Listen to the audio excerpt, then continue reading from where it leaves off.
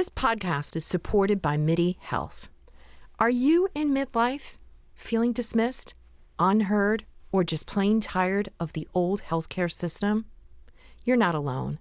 In fact, even today, 75% of women seeking care for menopause and perimenopause issues are left entirely untreated. But it's time for a change. It's time for MIDI. MIDI's not just a healthcare provider. It's a women's telehealth clinic founded and supported by world-class leaders in women's health. Their clinicians provide one-on-one, face-to-face consultations where they truly listen to your unique needs.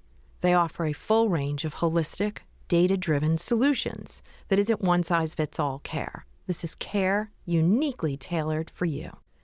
At MIDI, you will find that their mission is clear: to help all women thrive in midlife, giving them access to the healthcare they deserve. Because they believe midlife isn't the middle at all. It is the beginning of your second act.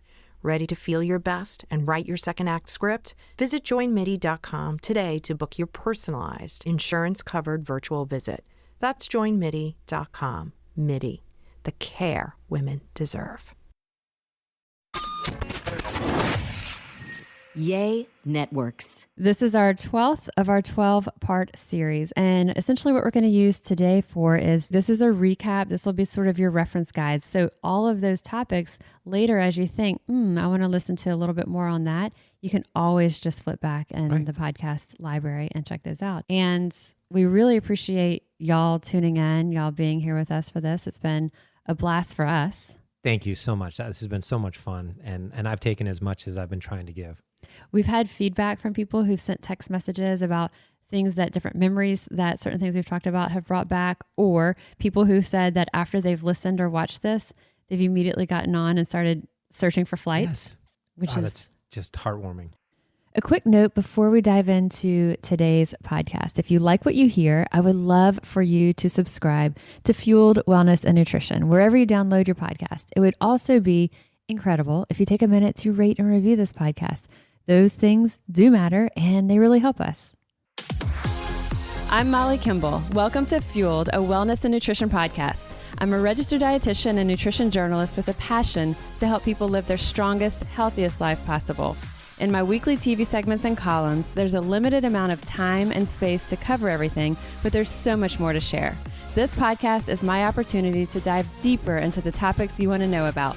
Welcome to our 12th episode of our Dream Bold travel series. This is wellness travel, and I am joined by Scott Wanke. Hello. This is our 12th of our 12-part series, and essentially what we're going to use today is to walk through. We have had so many experts over this past 12 weeks. So much good information. So this is a recap. This will be sort of your reference guide. So if you missed one along the way, or you're like, there's 12 parts, I don't have time to listen to all 12.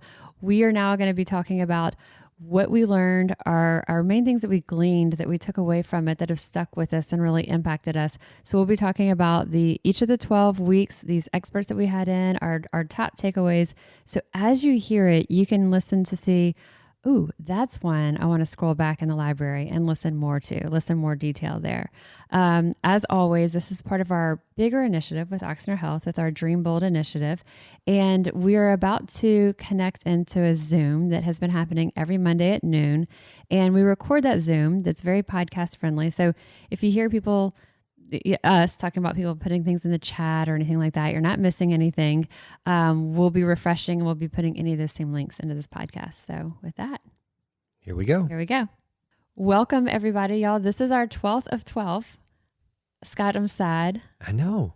End of the road. End of the road. We've had some really amazing guests. And so what we decided to use this for is a recap, because it has happened really quickly. We've had, rapid fire of all these really cool guests that are just experts in their fields covering things. So this is our opportunity to talk through each of these and some of those key takeaways. So especially if you missed a podcast or two through there, you missed one of the episodes, you can kind of hear and see like, okay, this is where I want to scroll back and get some more.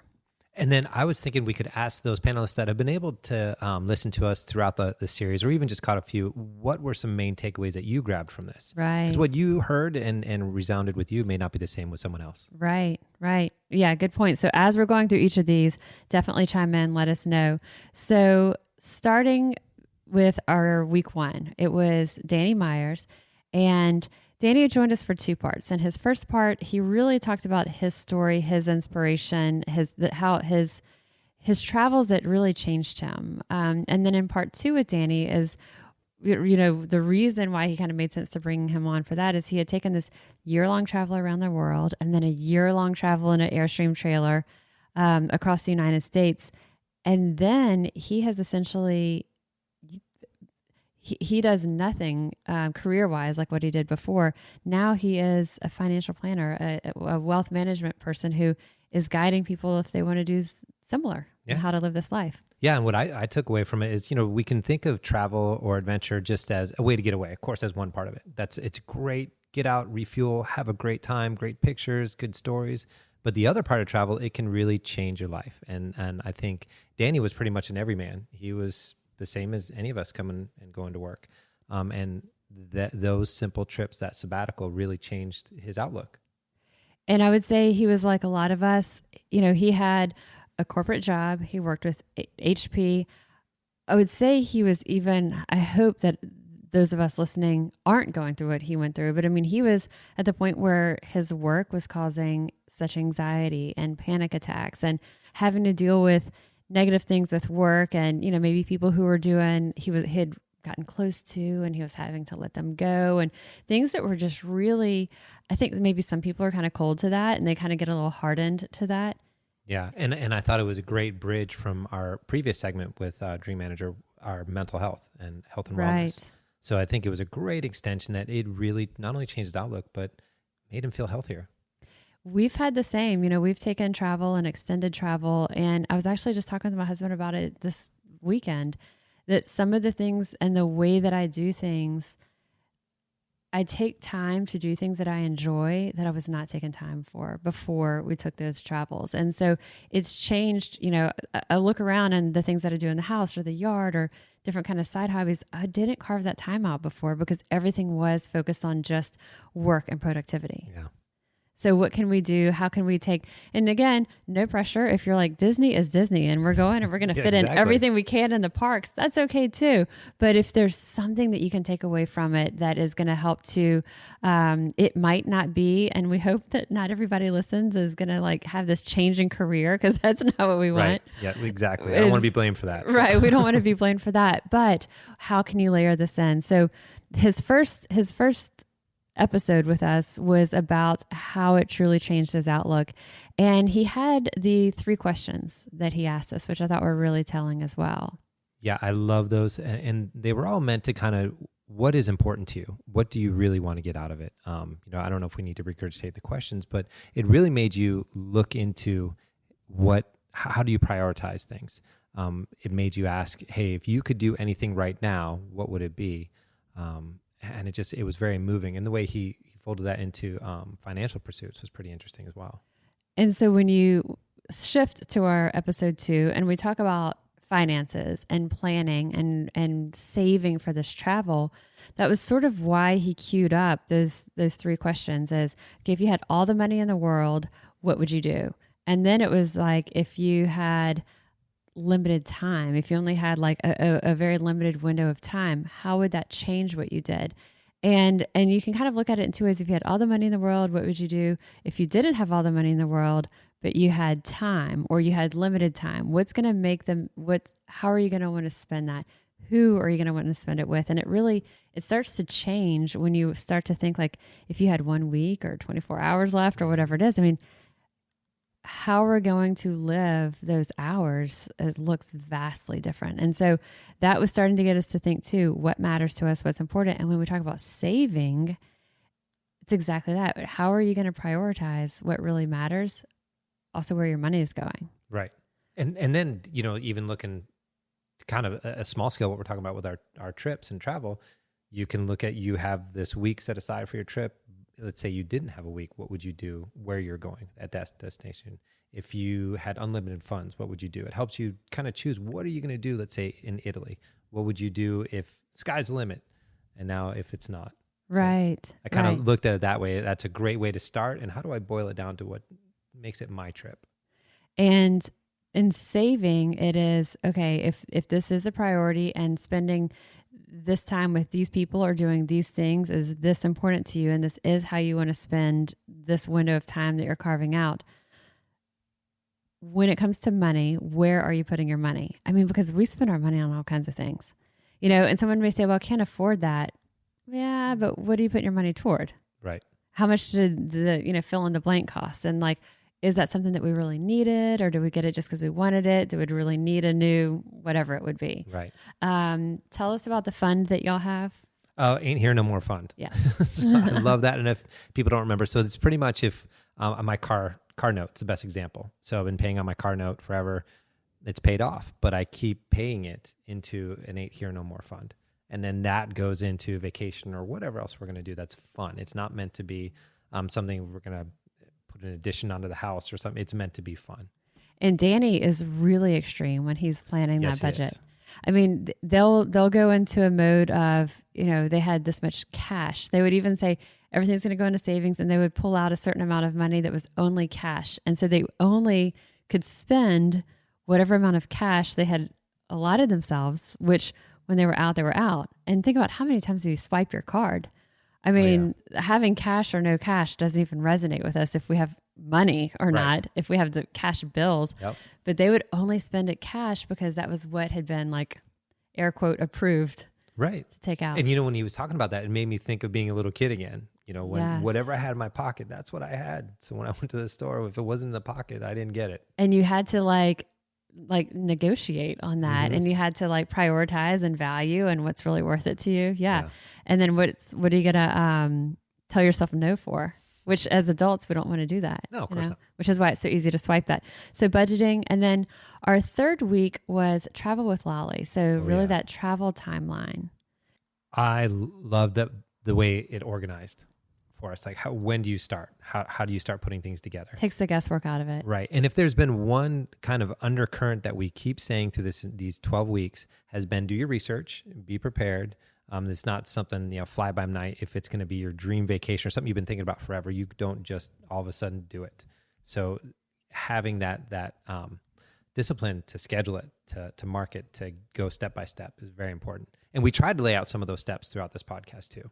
And so if you are, especially the person who maybe has a little bit of apprehension, it's a different trip that you've never done this type of a trip before. You're not sure, just like you're nervous that you're going to forget something or that all the pieces aren't going to fall into place. Travel with Lolly is going to be an episode you're going to want to listen back to. It was early August. It was episode 3 of our Dream Bold travel series. And she walked you through, even like 12 months out, there's certain things that you can start doing. 9 months out, 6 months out. She kind of walks through, how to decide how to narrow the scope. And she even walks you through how to build in time for unplanned vacation time. Absolutely. So she was one that I would say is, if you're new to travel or you're new to a bigger type of a travel that you're about to embark on or you're kind of thinking about, it can be overwhelming. And I think what I would say is don't let that fear of perfection or the fear of the unknown stop you from moving forward. Absolutely. And one thing, I can't remember if she mentioned this but I thought about this a lot after I listened to that podcast, was I keep travel journals. And at the end of wherever I'm going, whatever I'm doing, and I finish it up, and I wrote my takeaways, but also I wish I had. And I kind of look at those when I'm planning another big vacation. I wish I had, and make sure I don't miss that on the next one. You talked about your travel journal, but I don't think that you said the I wish I had part. That's really cool. Oh, yeah. So it's kind of like the recap. It's usually on my way home, whether it's planes, trains, automobiles, walking sometimes. You never know. But yeah, I try to digest my entire trip. And what was glorious, what was wonderful, what was a big mistake. And then, of course, I wish I had this. And so referencing back to that as you plan your next one. Right. Yeah. Which proved, especially the second time I was able to go to Europe, I used that big time and got to see some things that otherwise I would have missed. Right. And you can't think that you're going to remember it all. No. Yeah. No. Yeah. Let's take a moment to talk about Human, one of our sponsors for this week's episode. It can be a tremendous challenge to get all of the nutrients that we're striving for day in, day out, especially when it comes to those foods or ingredients that might not be part of our everyday routine. So I love that Super Beets Heart Chews makes it incredibly easy. They combine non-GMO beets with antioxidant-rich grapeseed extract, helping to promote normal blood pressure as part of a healthy lifestyle. Just 2 of these little sweet treats have 20 calories, 2 grams of sugar each. They've been shown to support healthy blood pressure, circulation, and heart health, and also to help reduce oxidative stress. And healthy blood flow means more energy without caffeine, without stimulants.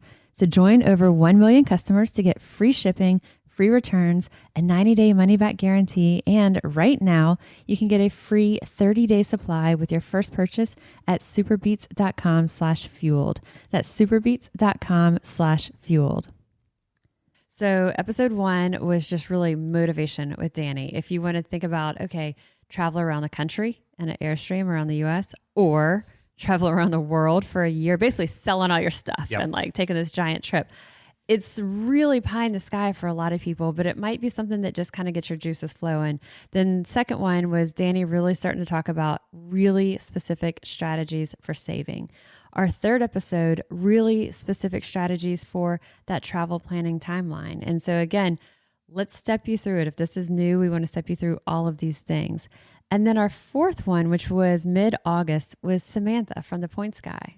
That blew my mind. That I have already changed the way I'm buying things. So that was the points guide. So it was amazing. She walked us through how to strategize to get the most amount of points to get the best deals while traveling. I mean, anything from airfare, what I will never forget. I'm sorry if I'm boring everybody, but she's talking about that first class flight that she had to Tokyo because of points that she had saved up. I mean, it would have been, what was it, $20,000 plane ticket? Ridiculously expensive. Insane. But because she was strategic with saving her points, she flew in style. I mean, can you imagine flying that long on a bed, basically? Right. I mean, come on. So it's proof that a little bit of diligence pays off, and just, it's not going to make or break your trip, but it can make it easier and can add some luxurious layers to it. And it can open up doors to where you might not travel otherwise, or you may not stay otherwise. So what Scott's talking about is it changes how you're buying things, almost the opposite of what Danny's talking about of like, okay, let's pull out this amount of cash, because she's looking at how can you maximize points on credit cards. And you have to also know yourself, because if you're a person that can then start to overspend because you're swipe, obviously that's not what we're talking about. But if you're going to spend money anyway, every expense that you have, if you can line it up to come out of that credit card that is going to get you points that goes towards airline miles or a hotel stay or rental cars or whatever that might be, strategize on this. Yeah, and that was her disclaimer. So we'll reiterate that you pay it off every month. That was her disclaimer. If you have the discipline to do it, pay it off every month. But wow. Yeah, you have to pay it off every month. Yes, have to pay it off every month. And so I'm throwing that out again. Here's our disclaimer. Must pay it off every month. But it adds up. Wow. Yeah. And then just having the foresight to look at where you want to go, where you want to stay, and align those points with hotel chains or airlines, however it is that helps you unfold your trip. It's worth the extra effort to save and strategize. And sometimes it might not be like, you may have Hilton points, and when you're going somewhere, they may not have Hilton, but it's going to be a hotel that is partnered with Hilton, and you're still going to be able to use those points there. Right. So you may think, well, this is going to be a really small place that we're going, or they're not going to have big hotel chains, or I don't want to stay in a big hotel chain. There's so many other options of how they'll kind of combine. So we usually use our Southwest credit card. It's a Southwest Visa. We usually use that for most things. But when there's a big purchase, I'll say, Brad, which one do you want to put this one on? Because he's our strategizer. He's our Samantha from the Points Guy of, okay, well, that's going to be this purchase. Let's put this on it's a separate card that we don't use as much, but it goes into the hotel points. So one is airlines, one's hotel. And so he kind of negotiates or he'll look and see, okay, we have way many airline miles. Like, we're solid on that. Okay, now we need some more hotel miles. Right. So every once in a while I'll say, especially I'll just kind of use the Southwest Visa as just like a normal, but if there's something that's going to be that bigger purchase, okay, which one is it better right now for us to put it on? But thinking through that, and then you've got, your miles, et cetera. And then again, a lot of these can be interchangeable, not just for the airline, but those airline miles might be able to use for rental car, et cetera. Right. So educating yourself on that. We have lots in all of these. When you scroll back through and you listen to that podcast, we have obviously the podcast, but also the links that she talked about. Yeah, please use those. Even if it's just, you're bored, you're clicking around, take a peek at it if you're planning a trip. It is so worth the time and effort. I mean, the biggest thing, she was talking about how she upgraded hotels. I was thinking about, I stayed in this little town called Montezuma in Costa Rica, and I stayed in a hostel that was $5 a night. And the door didn't close, and a rooster came in and woke me up. That's how bad this little room was. And it was right in town. It was great, but it was horrible. I still itch thinking about it. Which says a lot, because otherwise, normally Scott's reaction for most things like that would be like, "Oh my God, that's so cool! A rooster came in." No, not that. I should have just camped. That's how bad this little room was. Just up the road, if I had saved points, I could have stayed at this nice little hotel that had air conditioning, which would have made Right. and no chickens. Right. No chickens. So. Well, we were talking about Dan earlier, and he did the around the world, and he's the one who's that really intensive saver and budgeter. And as they did the flight or the trip around the world for that year, we would hear from he and his wife Jocelyn when they had done what you just said, because they would stay at these really rustic places that were really affordable, budget friendly, but then they would save and use some of their points for a hotel that had Wi-Fi. Yes. So when they were in that hotel that had Wi-Fi, and they were like, of course, they were like, then if they had the floor with like maybe a breakfast on it, so they would like really work every angle there. But so looking to see, and then, not everything is going to be maybe the luxurious approach. Probably most of us aren't staying in a $5 room like Scott did. Again, I will rethink that decision. Yes. There's, I think, Scott, you could probably just do an entire book on some of your travels. On what too. not to do? Yes, I definitely could do that. Yeah, you did mention in the podcast, and I didn't ask a follow-up question on this. It was one when we were talking about one just recently, and we were talking about kind of the last minute things to plan for. And when you were coming home from vacation, you had not had an opportunity to shower. Yes. And you had no clothes except what you had on. But that was bad luck. Yes. I unfortunately had my bag stolen. That's what, okay. And still had a few weeks of travel. I was like, So you just had your clothes that were literally the clothes on your back. Yep. Wow. Yep. You did say something like that it was taken from you, and I thought, how is this taken from you? It was, and actually one of my favorite souvenirs. So I don't keep a lot of souvenirs, but I have a police report from Florence, Italy, that it was filled out in Italian, obviously, and it's got my verbiage of what happened, and that's my souvenir of that trip because I lost everything else. Wow. But I love it. I still keep it. It's like you feel like you got real. Things got real in Florence. Yeah. But then I was still able to travel for another 2 weeks with, I think I had $128 on a train ticket and a plane ticket. I think we're talking about that because when we were talking about the ways to pack really lightly, one of the suggestions on this funny website that you and I saw was like, oh, you don't even need a suitcase. You could just have a jacket with a lot of pockets. Yep. You could have used that then. Yes. One more question on that though. Where was your bag when it was stolen? So I was on a train. I was leaving Rome and it was a sleeping car and I was asleep. And I actually strapped my backpack down and they had cut the straps and taken it. So, yeah. Wow. So you had taken the precautions that you should have. It wasn't an oversight or leaving it turning away. Wow. Nope. Yeah. So after that, when I traveled again and I did the same thing, I actually have the back. This sounds so strange. I would tie a rope. I still strap the backpack down to the luggage rack, and then I have a little rope from my wrist to the bag, so I can feel someone tugging it. And I know people would think I'm crazy, but you learned. I learned. Yeah. So, yeah. No, you have to. I'll have to show you that police report. I love that. Yeah. And there's some things that normally on an airplane, if you're gonna just go to the restroom, you don't have to worry about your stuff. It's just there's certain, I guess, cultures of travel that you can leave your things on an airplane, walk back to the restroom, come back. But on a train, not so much. Not so much. And I do remember the constable that was taking my police report wasn't surprised. Yeah. It's kind of like, Yeah. So know your surroundings, know Yes. where you are. I shared this on a different podcast, but one of the things when I was younger, I grew up in Baton Rouge and my mom lived in Shreveport. And as a kid, I used to take the Greyhound bus to go see her. And as an adult, she had a pretty significant and long-term illness just a couple of years ago when I was working. And so from about 2013 to 2017, I needed to go up there often, but it's a long drive to Shreveport and back from New Orleans. And so I didn't have the time to spend on the road. So instead I took the Greyhound bus because it has Wi-Fi. And so even just as recently as a couple of years ago, and I remembered from a kid, though, I had things stolen off the bus. So this was, I would work because I had Wi-Fi. I would set myself out and you're being driven. You can spread out your snacks. You can have this. But if you go to the bathroom, you pack everything up. Absolutely. You bring it back there with you. So you have to know your surroundings. Okay. Not to alarm people though. No. So out of people stealing your stuff back into wanting all of us to travel. We went down that dark hole. Sorry. And so after we had the Points guy on, one of our next, it was a pair of experts that we had, Amber and Chelsea together from our Oxnard HR. They have such a passion for travel themselves. Yes. Yeah. So I'm so glad they were able to spend a little bit of time with us. And, from their HR perspective, what do they need? And I think the most wonderful thing, a lot of times we put it on ourselves that, well, I can't leave. There's too much work to do, or I can't leave any of this behind. And they were really able to lay it out.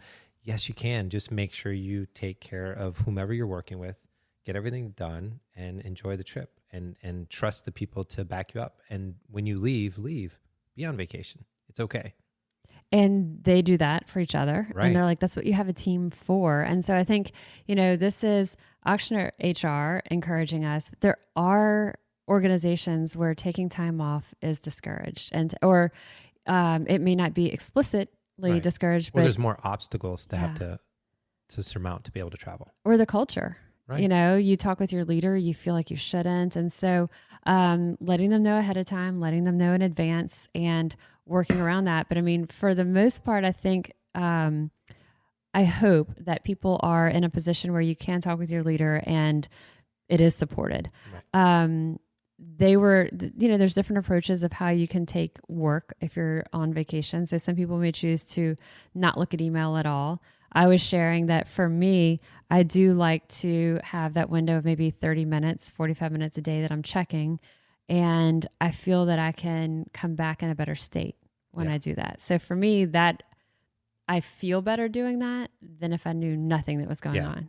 How do you do it if you're out? So, I think I shared this. I made one mistake and I opened up an email while I was on a mountain, and it dragged me right back, and I was stressed, and it ruined this epic route that I was going to snowboard. Since then, I set a time, kind of like what you said. I set a time that I will check emails, because you never know. There's something I do have to address, or there's nothing. And it's good to know that everything's running fine, and that sets me at ease. Or if there is something I have to address, I can address that, and I'm at ease again. Or sometimes passing it on to someone who can take it before it snowballs into something bigger. Right. But the biggest thing is, the people you work with, and you, people listening, who you work with. They're amazing.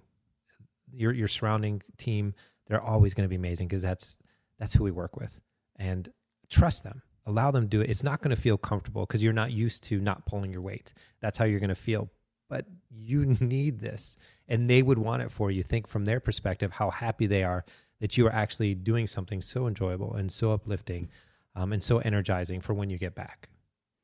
So if you do choose to do that, put boundaries around it. Like for me, it would be that time in the morning, or that one dedicated time a day. It could be a brief time in the morning, brief time in the afternoon when you get back to your room or something. But absolutely set boundaries, set a timer if you have to. And then one of the things that I'll do is, if you're out and you have your phone with you, you can always put your phone on airplane mode so that things aren't coming through. So you can freely use that camera without having other alerts pop up. Or you can simply turn alerts off, which I do anyway, but especially while you're traveling like this, so that they aren't just automatically populating on your screen as you're out trying to just enjoy. Right. So I think you have to make sure that, like, whatever your way is that you're going to choose, that trusting your leader, talking with your leader, and with plenty of advance notice. to get that support. And they were talking about there's just like millions of unused days of vacation. That blew me away. I don't remember how many millions. It was a lot. It was, yeah. They gave us the rundown, the stats, and it's sad. It's sad. And again, and the more you travel, the more you'll see that one of the perceptions of Americans is that we don't take vacations. Where other countries, other cultures, they absolutely take every single minute that's allotted to them, and they do great. And they call it holiday. Right.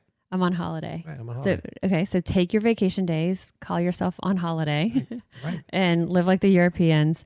I actually sent you an article that there's some trend, a bigger trend of people actually using that paid time off time for travel. Yes. That it was in, I don't know, USA Today or New York Times it was or one USA of those. Today, I believe. And that one of the trends, the travel trends, is people are actually using more than in years past. They're using their vacation days for vacation. Right. if one thing these past couple of years have taught us, and again, it aligns with what we spoke with mental health,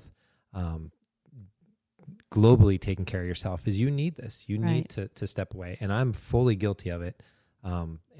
This podcast has really taught me to be a little more introspective and go back to the way I used to be. Yeah, I got vacation, I'm gone. Right. And it just, overall, it's just healthy. And having the HR representatives here laying out that talk to your leader. It's not going to feel comfortable at first, but they're going to be glad that you came to talk to them. Know the policies, understand how much time off you have, understand the usage rules, and just take it. And so props to Chelsea and Amber, and being big travelers themselves. I think that was huge because you've got someone from HR, and they weren't speaking to us just with Oxnard HR, but HR in general, of how to have maybe what might be an uncomfortable conversation with your leader. So if you do feel like that's a space that you're in and you need a little bit of support, scroll back to that. So I think that was mid to late September. Yeah. But scroll back to that one because they have a lot of really specific guidance of how to handle what you feel like might be a difficult conversation. And then we talked solo travel and also travel health insurance with Mimsy Ladner. Yes. Solo travel, it resounded with me because I've taken many, many trips by yourself. If you are planning on traveling by yourself, one, she has a plethora of resources. I did want to use that word. I just love that word, plethora. So there's, look her up. Did I use that? I don't know. Or did she use that? Or you just like the word? I just like the word plethora. So I do use too. It. So there's so many references, blogs, articles, tips on, how to get the best out of your solo travel. There's some with where to stay, how to get involved in groups. Don't shy away from some of those groups.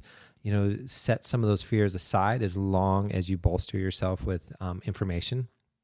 And little tips and tricks, like we talked about, she brings candy, American candy, and kind of gives that out as kind of a conversation starter. And I talked about, I had this game Farkle that I always broke out on buses and planes and trains to meet people.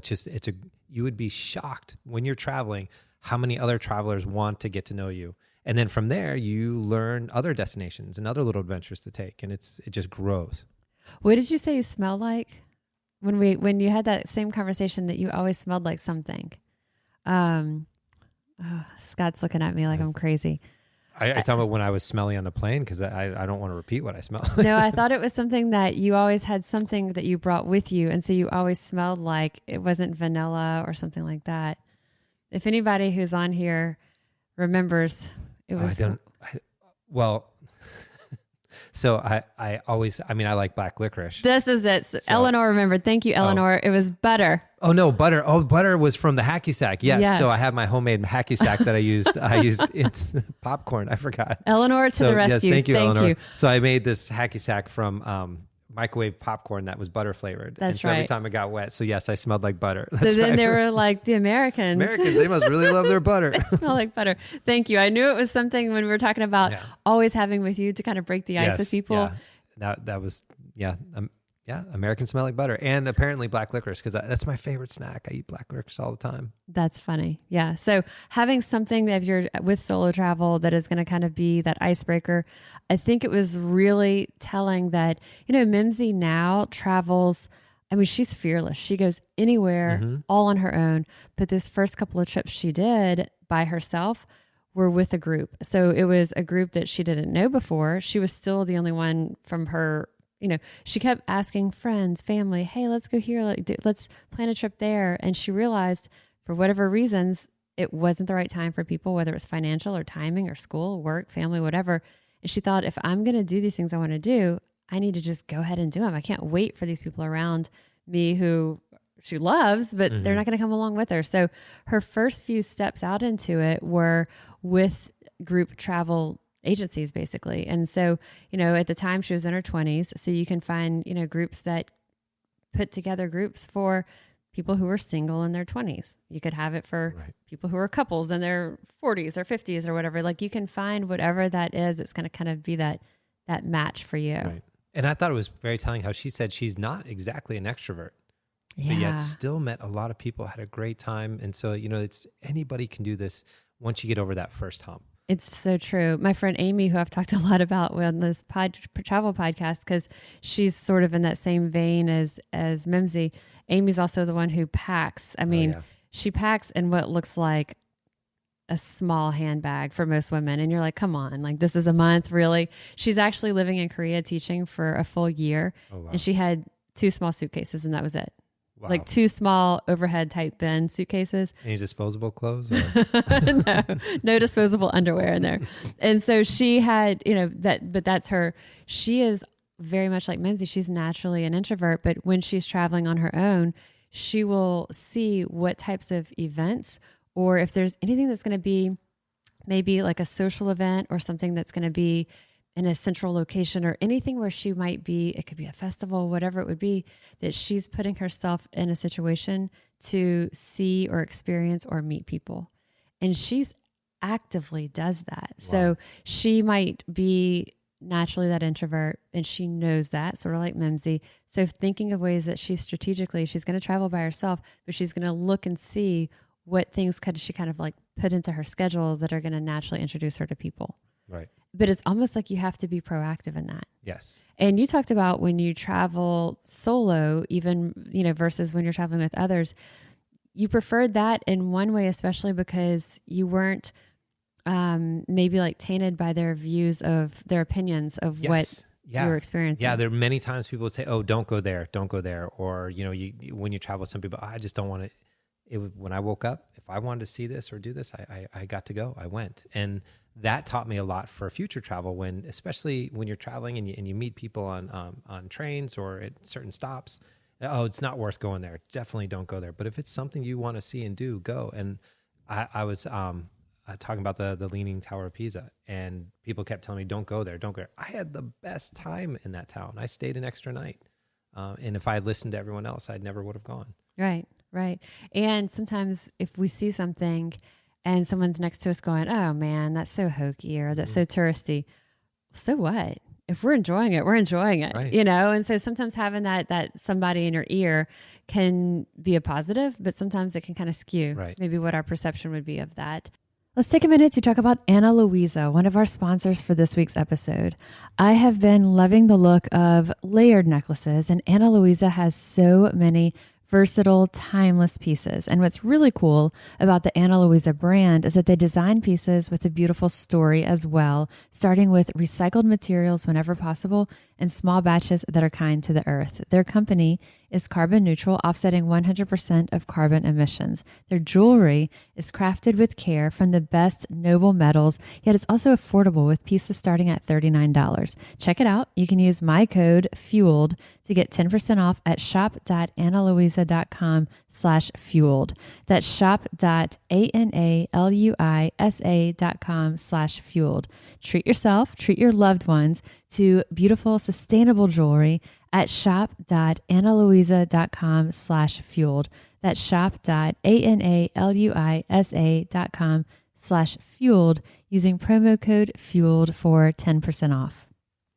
We've talked mountain travel. We've talked European travel. Is there anything specifically on mountain travel or domestic kind of, whether it's cold weather, warm weather, mountain travel, we want to recap? So I just wanted to say, since we spent a little bit of time on skiing, I don't know if I said this enough. The big takeaways I was hoping people would get from skiing and snowboarding is, one, you don't have to make it that Hallmark movie Christmas experience where you stay at a lodge.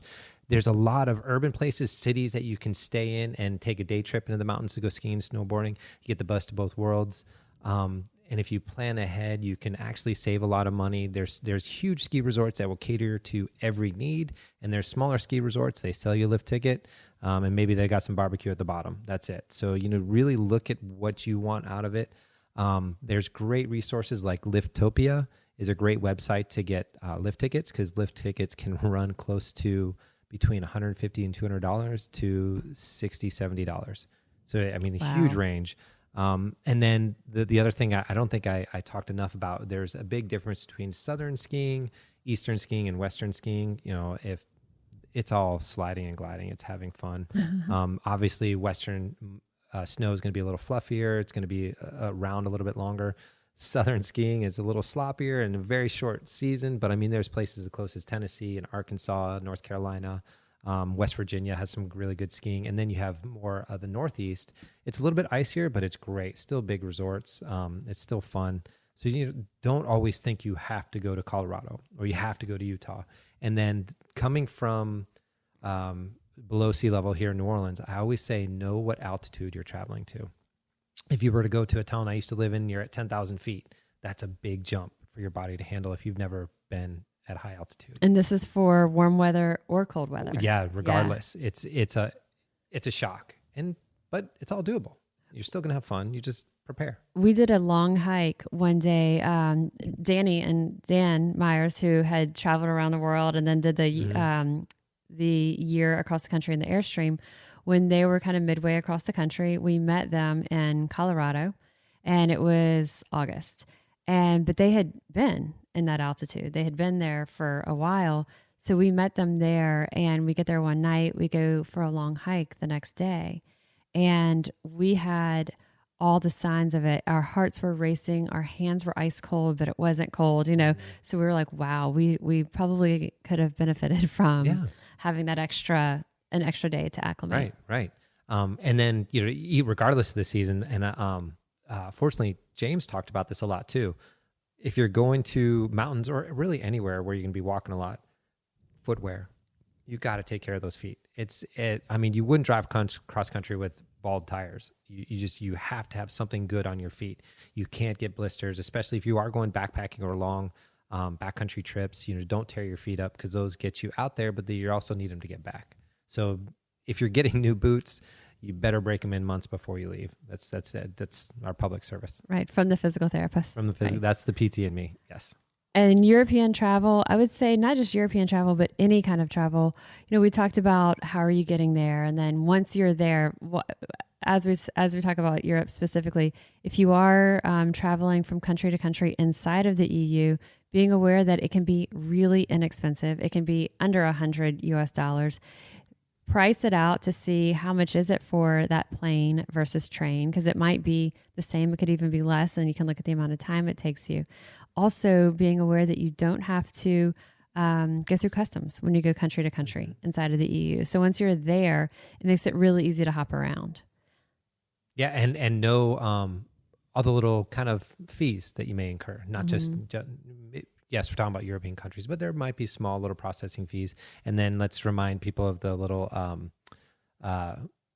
passport snafu that I know it wasn't the EU, but knowing how long is that passport good for? Just and checking to see where you're going. How long does your passport need to be good for past your return day? So what Scott's referencing, for those of y'all who didn't hear, we were going out of town and we were leaving Christmas Day. We were going to be coming back in, let's just say January 7th.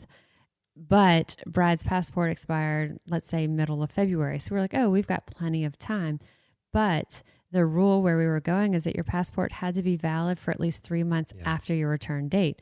So, wow, that wasn't the case. And so it ended up eating, 3 days into that travel. So knowing what those limitations are there. Another big thing I would say, when you're traveling and you're planning where you're going, is whatever that big hub is going to be, that big spot where it's kind of the hot where you've heard about and you want to visit it. That might be great to visit, but that might not be where you really want to settle into. Right. So you may look to see what is going to be 20 minutes outside of that, 30 minutes outside of that, and you're staying in one place that feels a lot more local, and you're able to go and see the sights of that happen in space, but you're staying in a space that's a little bit more Right. local and authentic. Right. Yeah. So expand your search. And depending on your travel, you may say, well, this is going to be one of those big sightsee trips. It is, the Leaning Tower of Pisa. It's the Vatican. It's going to be all these big sites. If you've never been to a certain space, you want to see those. And that's absolutely going to be on most people's list. Once you've done that, or even on that same trip, you may have carve out some other days to go to those smaller towns outside of there. Also, in most countries, it's going to vary depending on the country, but most countries, don't be afraid of driving, Right. renting Yeah. that car, because that's going to give you so much flexibility, and it can be a really affordable way to see so much outside of those Right. main sites. Especially if you're with a few other people. Right. Split the cost, because obviously fuel's a little more over there. And Right. yeah. And so I think that renting a car, driving in a foreign country can feel really overwhelming. And then some of the other things that can just really take some of that out of it, Google Translate is tremendous. Oh, yeah. Download it, use it. Yeah. I wish that was around when I first started traveling. I use it with people here in the US sometimes, like if you need Oh, it, yeah. it just makes things so easy. And then the different maps, there's Google Maps, but then there's also My Maps. Mimsy had told us about this, where you can actually kind of pinpoint onto the map the different places that you're going to be staying or things that you want to make sure you see. And you can see how they all kind of line up and lay out around each other. And then you can see maybe how you divide up your days or your time that you're going to be spending there. Yeah. Anything else that we want to talk through? No, but since nobody's thrown any questions, or again, if anybody has something that really resounded with them, or if you have another tip, throw it in there. But I'm going to put on my PT hat. With everything, you have to prep for what you're going to do, because you'll get the most enjoyment out of it. So, if you are going on a trip, but you've been working in an office, sitting on your butt for 6-7 months, it's time to get up and moving. And I only say that because I want you to get the most out of any trip that you've been dreaming about and wanting to go on. And if you physically feel better when you're going, not to run yourself down into the empty tank before you even go, so you have that recovery where you're going to miss some of your vacation, but just prep your body both nutritionally and physically before you go, and you'll get the most out of the vacation, I promise you. So to do a quick recap, our first episode, we had our inspiration from Dan of traveling the world for a year, traveling the U.S. by Airstream for a year. Then we had finances with Danny, saving and truly turning your travel dreams into a reality, and very specific, very strategic steps to save for travel. We had travel with Lolly, our very specific travel planning timeline. And you can use that to be as specific as you want or as loose as you want it to be. It's up to you, but it definitely walks you through and takes a lot of the guesswork out of it.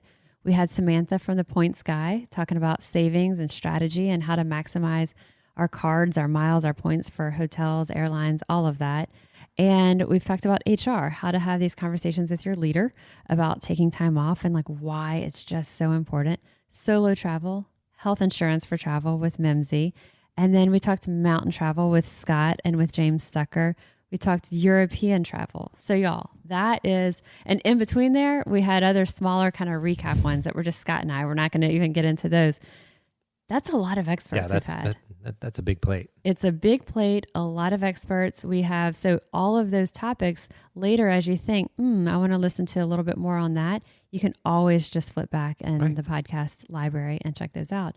And we really appreciate y'all tuning in, y'all being here with us for this. It's been a blast for us. Thank you so much. This has been so much fun. And I've taken as much as I've been trying to give.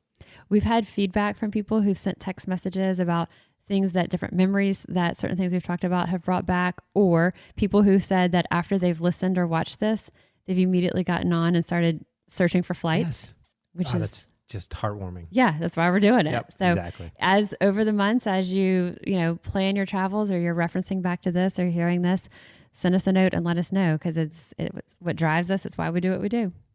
And just one other question. People want to know, is it okay to eat salmon on the plane? If you bring your own salmon, is that allowed?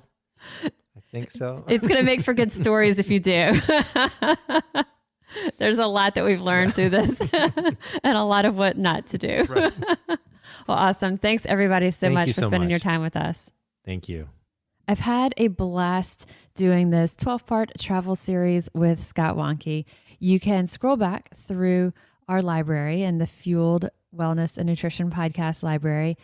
As you know, most of what we talk about is exactly that, wellness, nutrition. So this 12-part travel series, many of the weeks, it's actually been the second episode. So if it wasn't something that was focused so specifically on wellness or nutrition, we had a regular podcast that week, but then we also had a second one added in there. So there's plenty in there. You can scroll back. You can hear all of these experts, and each of those that Scott and I touched on today, you can listen to the full episode so that you can hear all about the tips from the points guy or solo travel or talking with your leader about taking time off. Any of these things, we have entire podcasts devoted to these topics. And then within that podcast episode, you'll see the links, all the information, kind of more tools, more resources for you. So tremendous thank you to Scott Wanke for being my partner in crime for this 12-week series. We loved it.